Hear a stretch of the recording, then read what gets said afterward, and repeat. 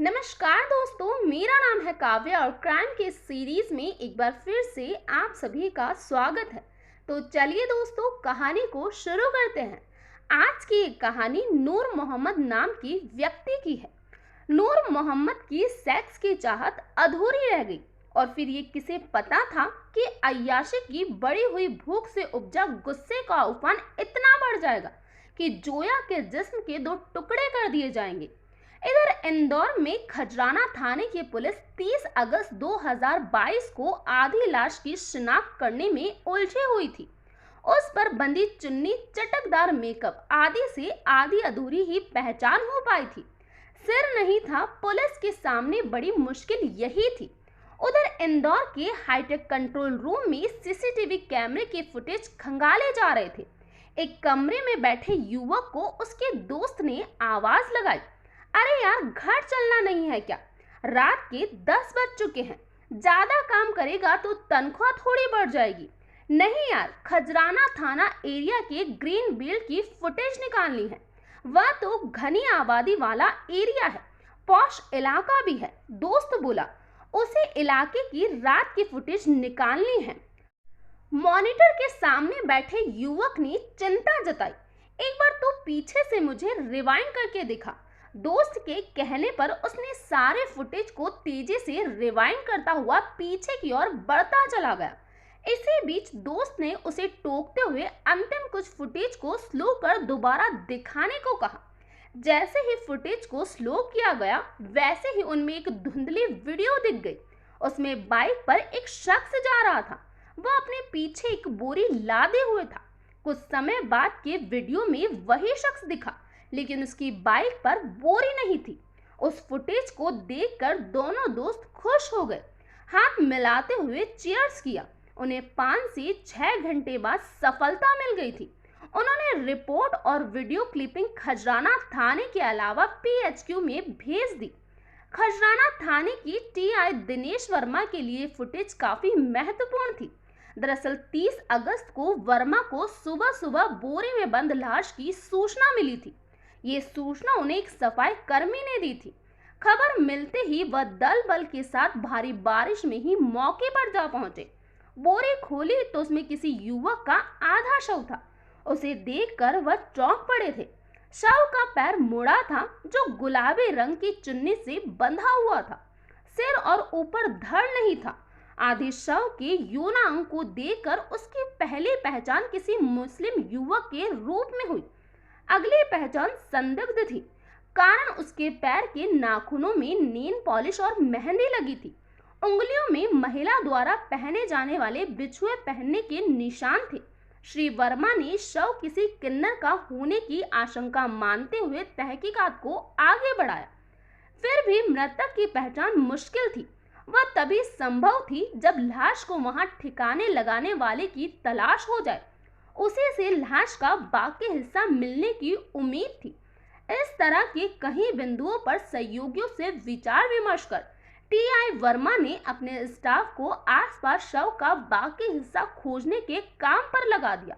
घटना की जानकारी पुलिस कमिश्नर हरिनारायण मिश्र, एसपी जयंत राठौड़ के साथ साथ डीसीपी संपत उपाध्याय को भी दे दी गई। थोड़े समय में ही एसपी राठौड़ के साथ फॉरेंसिक जांच टीम भी मौके पर पहुंच गई। जांच में पाया गया कि शव करीब 3 दिन पुराना है, जिसे किसी धारदार हथियार से बेहद सफाई के साथ काटा गया है। ये काम टाइल्स वगैरह के कटर का काम करने वाला कोई प्रोफेशनल व्यक्ति ही कर सकता है। इस तरह सभी को सन्न कर देने वाली इस वारदात में शरीर के नीचे की अधकटी लाश, पैरों में बंधी चुन्नी, उंगलियों में औरतों के मेकअप और उसका मुस्लिम होना काफी उलझाने वाला था, जिसे भारी बारिश के बीच सफाई कर्मियों ने खजराना की सीमा में MR10 एक पेट्रोल पंप के पास मैदान में कचरे से भरे प्लास्टिक के बोरे में देखा था।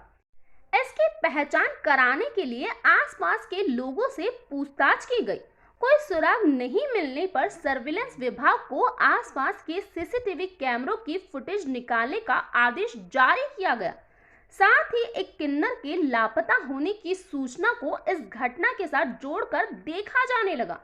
लापता किन्नर का नाम जोया था।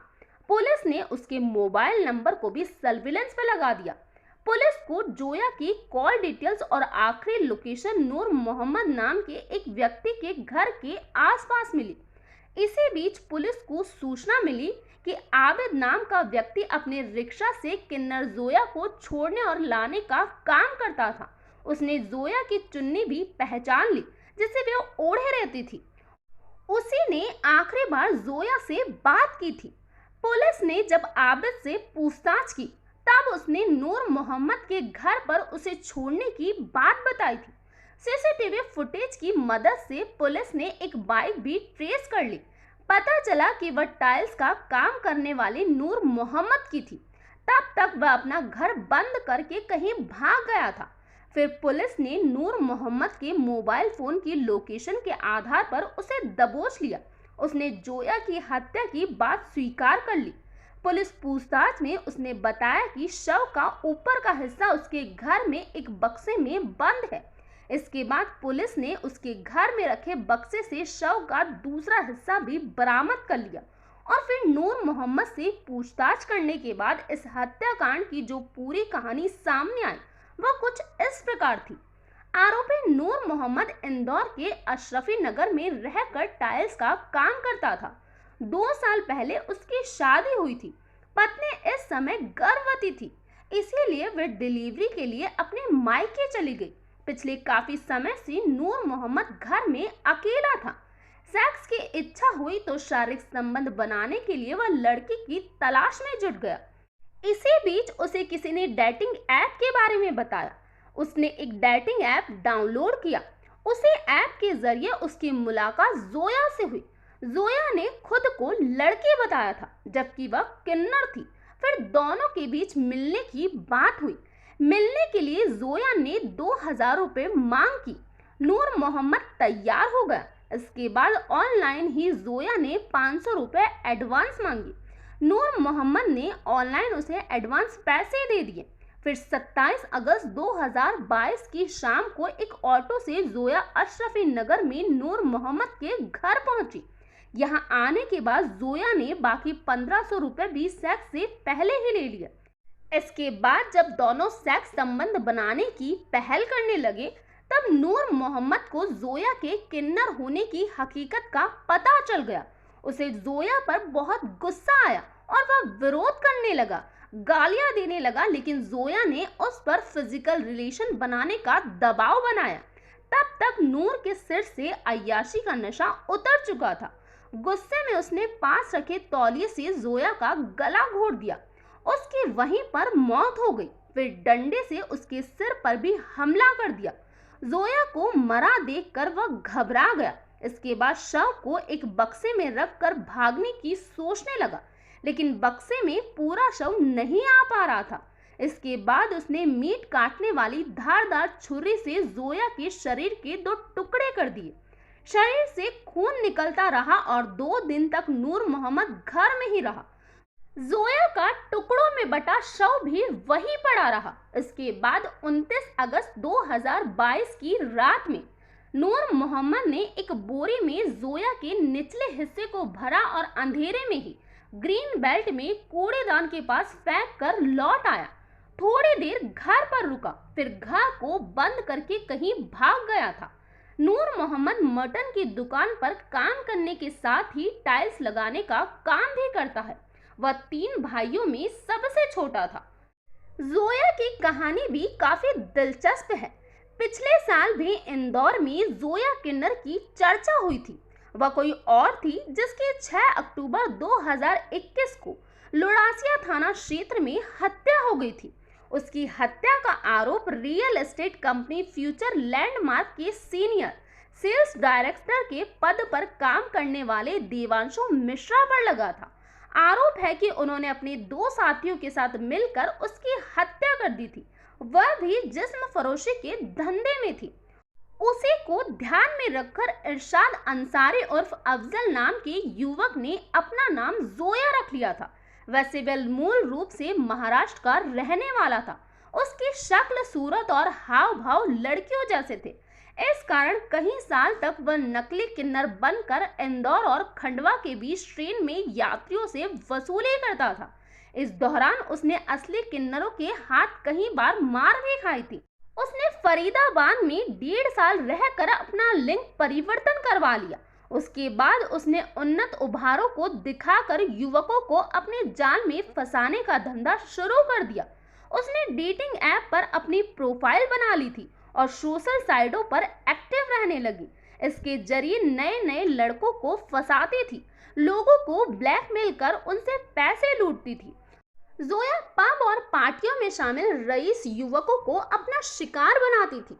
लड़कों को फंसाने के लिए जोया अकेले ही पब में जाती थी, ग्लैमर और सेक्स अपील के साथ नजर आती थी। सोशल मीडिया पर उसकी लड़की वाली तस्वीर को जो लड़के देखते थे वह उसके आकर्षण में बन जाते थे। जोया ने सेक्स के भूखों को फंसाना शुरू कर दिया था। कईयों ने उससे शारीरिक संबंध बनाने के लिए सौदा भी कर लिया था। मुलाकात होने पर जोया अपने पूरे कपड़े उतारने से पहले ही तय रकम ले लेती थी। जब ग्राहक को उसकी हकीकत का पता चलता था तब वह उसे समलैंगिक संबंध के लिए राजी कर लेती थी। ज्यादातर ग्राहक इस बात पर राजी नहीं होते, लेकिन उनसे ली गई रकम वह वापस नहीं करती थी। ऐसे ग्राहक विवाद से बचने के लिए जोया को भगा देते थे। एक दिन नूर मोहम्मद भी उसके रूप जाल में फंस गया था।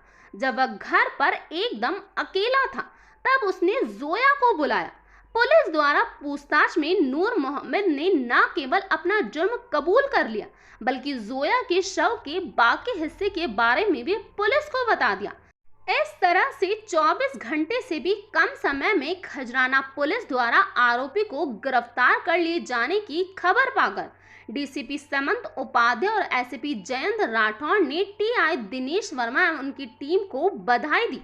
दूसरे दिन खजराना टीआई एसएफएल टीम के साथ आरोपी को लेकर उसके घर पहुंचे, जहां बक्से में बंद रखे गए जोया के बाकी आधे शव को बरामद करने के अलावा वह तौलिया जिससे जोया का गला घोटा गया था और हत्या में प्रयुक्त छुरी बरामद कर ली। इसके बाद अगले दिन पुलिस ने आरोपी को अदालत में पेश किया, जहां से उसे जेल भेज दिया गया। तो ये था पूरा मामला। इस घटना के बारे में आपका क्या कहना है, प्लीज कमेंट बॉक्स में बताइए। तो आज के लिए इतना ही। थैंक